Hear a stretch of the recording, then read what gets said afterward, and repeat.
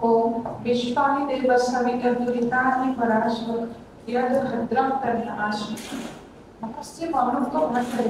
वेद अखिल धर्म वेद मानव धर्म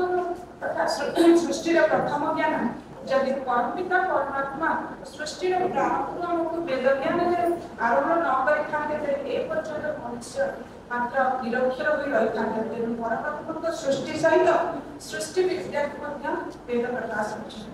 वेद उद्धारक महर्षि दयानंद सरस्वती 1824 ख्रीष्टाब्दे गुजरात काठियावाड़ प्रांतरे जन्म ग्रहण करथिले एवं मकांधा रक्षणेश्वर दुष्ट चरित्र लोकंकर विष प्रयोग फଳରେ 1883 ख्रीष्टाब्दे 59 वर्ष बयसरे राजस्थान अजमेर ଠାରେ शहीद ହୋଇଥିଲେ। से जानि करथिले जे महाभारत युद्ध पर गत 5 वर्ष 5000 वर्ष धरि मानव जाति बहु मत मतांतर और संप्रदाय मान सृष्टि होई वैदिक आचरण अनेक कुसंस्कार भरि रहिछि एवं निज मातृभूमि धार्मिक सांस्कृतिक राजनीतिक चेतना नाश प्राप्त होछि। एवं वेद विचार पुनरुद्धार करिया में से बॉम्बे ठारे 1875 रे जहां माता सलदेवी उद्बोधन देथिले आर्य समाज मानक वैदिक आंदोलन आरंभ करथिले एवं से सेतिरे कहथिले मोर कोनोसी स्वतंत्र मत नाही एकर अधीन परवर्ती समय यदि मोर विचार को वेद विचार भिन्न बोली जनाजिबो ताहाले वेद विचार ही ग्रहण कराइछ। आर्य समाजर 10टी नियम मध्ये द्वितीय नियम रे से कहिसथि वेद समस्त सत्य विद्यार पुस्तक वेद को पढ़िबा पढ़ाइबा सुनिबा सुनाइबा प्रत्येक आर्यर परम धर्म जे वेदांत जीवन यापन करे से आर्य अर्थ सज्जन प्रगतिशील मनुष्य समाज अर्थ संगठन आर्य कौन जातिवाद नुहे ताहा एक गुणवाचक शब्द वैदिक साहित्य परमेश्वर आदिष्ट नियम गुड़िक पालन कर सत्पुरुषर नाम आर्य। आर्य समाज एक वैदिक मिशन एवं समग्र मानव जाति को एक परमात्मा और एक संज्ञा वेद एवं एक संज्ञा आर्य नाम एकत्रीकरण करने से उद्यम करते से श्री अरविंद प्राचीन भाव में यह विश्लेषण करी अरविंद कहते दयानंद को आर्यत्वर पुनरुद्धारक एवं दिव्य पथर पथिक रूपे से श्रद्धांजलि अर्पण करते एवं उद्भवती बुद्धपटार राजा रामकृष्ण पर्यंत समस्त सामाजिक क्रांतिकारी माने जहा परिवार असमर्थ होई असफल होई दयानंद सेतिरे सफलता लाभ करता एहा जयश्वर उद्बोधन था आर्य समाज रे प्रवर्तक महर्षि दयानंद निज नाम संगठन नामकरण करिनथिले परम ताहार प्रवर्तक महर्षि से अध्यक्ष पद ग्रहण पाई मध्ये स्वीकार करते एपरि ताका श्मशान स्थल रे समाधि पद निर्माण करिया ପାଇଁ निर्देश देना कली नाम करिया ପାଇଁ निर्देश देके ताकर धर्म नाम रे व्यक्ति पूजा परि आरंभ हुए तार संदेश मध्ये सुनाइले सत्यार्थ प्रकाश नाम रे एवं वेदभाष्य ग्रहण लेखु से एक प्रकार का ग्रंथ ऋग्वेदादि भाष्य भूमिका एवं सत्य क्रियादान जीवन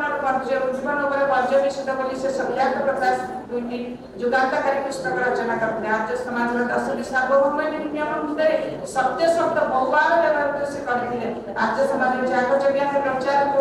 क्रिया रे नारी मानकर अंशग्रहण द्वारा प्राचीन भारत गायत्री मैत्रेयी दृश्य देखिବାକୁ मिले जेतेबे नारी शिक्षा द्वारा वृद्ध होइला सेतेबे कन्या पाठशाला गुरुकुल स्थापन करते परवर्ती कुଳରେ अच्युत उद्धारक गुणकर्म स्वभावगत अंतर्जातीय विवाह अन्यान्य धर्मावलंबी सहित वैदिक धर्म रे प्रवेश निष्ठा निवारण हिंदी एवं संस्कृत भाषा प्रसार तथा स्वराज्य आंदोलन आर्य समाज माने देश रे सर्वप्रथम नेतृत्व प्रदान करते विश्व रे आर्य समाज रे प्राय 5000 केंद्र रहुची 1000 अधिक सन्यासी वानप्रस्थी ब्रह्मचारी भजन उपदेशक विद्वान माने वैदिक धर्म प्रचार करछन्ते आर्य समाज रे बीएमसी शिक्षा संस्था और गुरुकुल मानक देश विस्तार प्राय 10 लाख विद्यार्थी शिक्षा लाभ करथि प्राय 2000 शिक्षा अनुष्ठान आर्य कुमार सभा 298 बलिदाश्रम ओसाला दातव्य चिकित्सालय संस्कृत विद्यालय पत्रपत्रिका मान आर्य समाज रे अंतर्भुक्त विधिवत सभ्य संख्या 5 लाख और समर्थक संख्या एହାର बहुगुण स्वामी श्रद्धानंद स्वामी दर्शनानंद स्वामी सर्वदानंद भाई परमानंद पंडित लेखराम पंडित गुरुदत्त विद्यार्थी लाला राजपथ राय राम प्रसाद बिस्मिल स्वामी भगत सिंह प्रभुत क्रांतिदर्शी पुरुषमाने आर्य समाज फलही उत्पन्न होते जदि भारत युव शक्ति नूतन उत्साह सहित यह ग्रहण करी यह प्रगतिवादी संगठन सम्मिलित होइपारते तेरे अर्थ काम प्रति अजथा आसक्त एवं नूआ नूआ कुसंस्कार मन दूरीभूत होइपारता सर्वप्रथमे बंधुगण से नवजागरण पुरथा नव भारत निर्माता अच्युत उद्धारक नारी जातिर प्रबल समर्थक विशिष्ट समाज संस्कृत राज्य समाज प्रतिष्ठाता वेद उद्धारक महर्षि देव दयानंद को चरण कमल कर मन हृदय गभीरतम प्रदेश विनम्र श्रद्धांजलि अर्पण करुछि एवं आपण मानक समस्त को सृष्टि संवत्सर दिवस विक्रम संवत चैत्र शुक्ल प्रतिपदा तथा राष्ट्रीय नववर्ष निमित्ते हार्दिक अभिनंदन ज्ञापन करुछि कार्यक्रम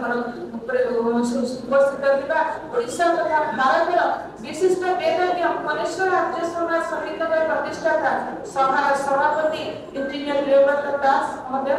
सभानेत्री विदुषी माता सभदेवी महोदय संपादक पंडित वीरेंद्र कर महोदय एवं मंचासीन अन्य समस्त निमंत्रित विशिष्ट अतिथिगण तथा श्रोता बंधुगण कार्यक्रम शुभारंभ होता एवं स्वागत भाषण इत्यादि अतिथि परिचय सहित अत्यंत सुचारू रूप संपादन करते वरिष्ठ संपादक श्री विघ्नेश्वर साहू से अशेष धन्यवाद जनावि गोटे सूता को जपरी अनेक पुष्प द्वारा उठा जाए गोटे माला पठन करा ठीक से कार्यक्रम में समस्त को एकत्रित कर निजर वक्तव्य माध्यम एवं सुमधुर मुक्ति गुड़िक द्वारा जहाँ किसी उपस्थापन करते स्वागत योग्य अतिथि मान द्वारा प्रदीप प्रज्वलन एवं वेद पाठ सहित सम्मानित होता अतिथि मान उत्तरीय पुष्पगुच्छ उपहार प्रदान द्वारा द्वितीय आमर प्रथम द्वितीय आइटम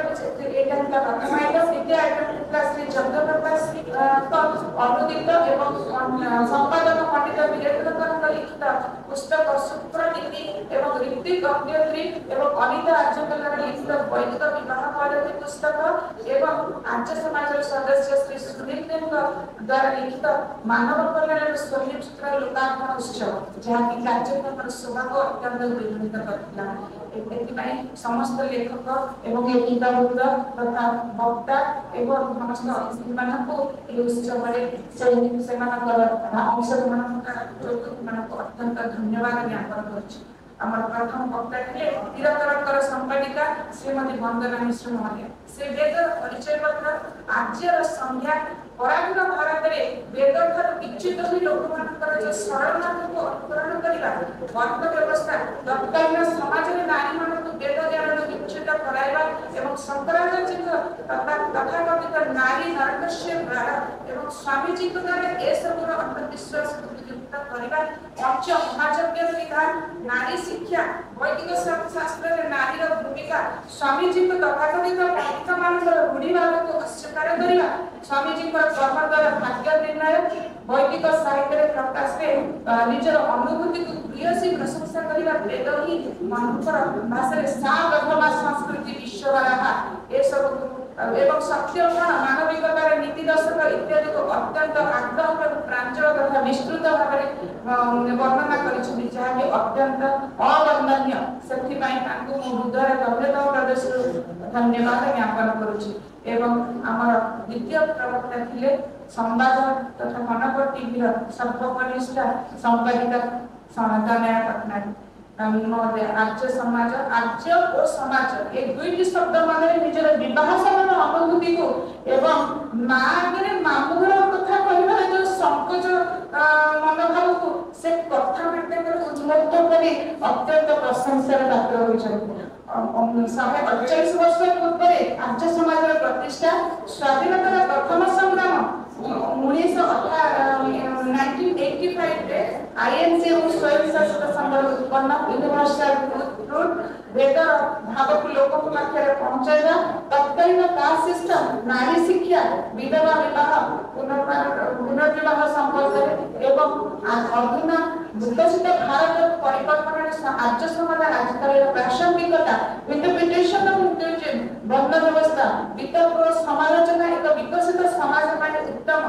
ईश्वर का प्रदत्त बुद्धि और राज्य समाज फिलोसफी को सकारात्मक करबा आज मध्य राज्य समाज शिक्षा मूल्यवतार प्रासंगिकता रही एवं रहिब मध्य आज कन्या एवं पुत्र मानक मध्य पात्र नथिले मध्य सेमाने प्रतिपदर समकक्ष होई पारना वर्तमान सामाजिक व्यवस्था विभिन्न संवाद रिपोर्ट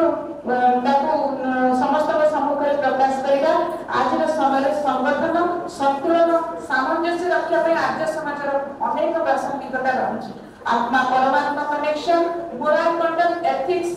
सत्य धर्म अहिंसा द्वंद्व, yoga meditation, inner peace, social justice, peaceful existence, simple living, self actualization, moral values, harmony with nature, balance इत्यादि लोकों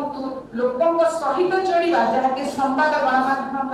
इत्यादि आर्य समाज डिफरेंट शाखा एवं आर्य समाज कार्य विषय उन्मुक्त करते। पराधीन भारत ब्रिटिशर्स माने भारत ब्रिटिशर्स माने छाड़ी चली जाते आम मध्य जो छाप छाड़ी आज सशक्त नुहे। तेणु निजर कल्चर संस्कृति परंपरा को टपलाइन करने जहाँ महर्षि उक्ति थिला एवं विकसित भारत युवपीढ़ी को आहुरी आहुरी प्राचीन नवीनता आड़क परिवर्तन से आह्वान जनाए। नेगेटिविटी रु पॉजिटिविटी को किपरि परिवर्तन करबा ए सब को अत्यंत पुंखानुपुंख भाव में अत्यंत चमत्कारिता सह वर्णना करिथरु तांको अशेष कृतज्ञता ज्ञापन करूछि। एहा परि सभापति इंजीनियर निरुक्ता संक्षेप रे नोबेल पुरस्कार विजेता डॉक्टर रविंद्रनाथ टैगोर, लाला लाजपत राय, स्वामी श्रद्धानंद, महात्मा गांधी, बाल गंगाधर तिलक, सेठ एंड्रूज एवरी अनेक विशिष्ट मानवकर महर्षि दयानंद प्रति श्रद्धांजलि को अत्यंत स्पष्टतार सहित वर्णना करथिले एवं एक परिणत बयस रे आसी ए मंचर सभावर्तन करिथिबारु तांको हृदयर गभीर कृतज्ञता अर्पण करछि। एही परि माता स्वर्णदेवी विदुषी जे कि ओडिसा में भारत में सुप्रसिद्ध आर्यर संख्या को विभिन्न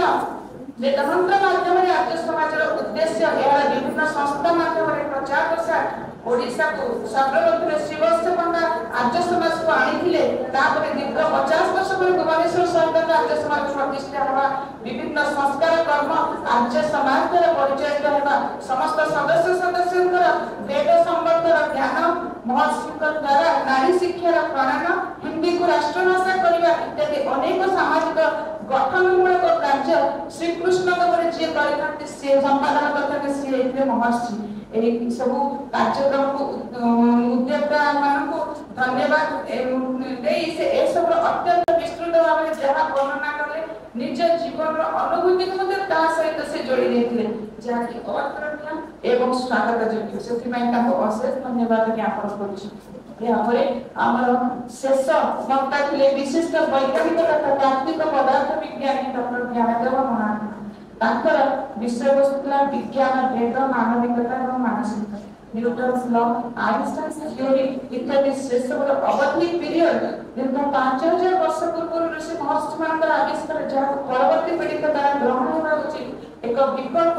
आवश्यकता सॉक्रेटिस आरंभ हॉब्स पर्यंत से जहाँ कहते से सब समस्त विषय वस्तु एक बेलून माध्यम ग्रास रूट लेवल आरंभ में कार्य प्रामाणिकता सह वर्णना करते जहाँ अत्यंत अतुलनीय एवं स्वागत योग्य एवं प्रशंसनीय जहाँ की साधारण लोक बुझा डिफिकल्ट। तेणु वर्तमान समय अतिक्रांत हो उभय श्रोता बिंदु एवं वक्ता तथा आम अतिथि समस्त आज एत समय धैर्य सहित सभा को समय उपस्थित रही